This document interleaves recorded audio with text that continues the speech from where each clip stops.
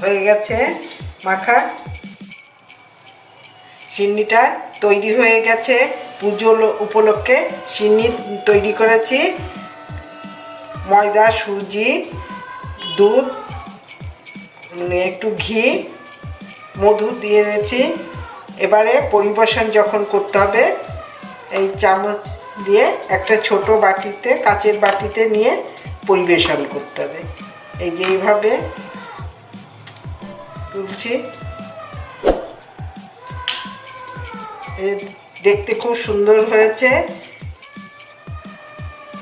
এই সিন্নির রেসিপিটা যদি আপনাদের পছন্দ হয় তাহলে আমাকে লাইক করুন, শেয়ার করুন, সাবস্ক্রাইব করুন।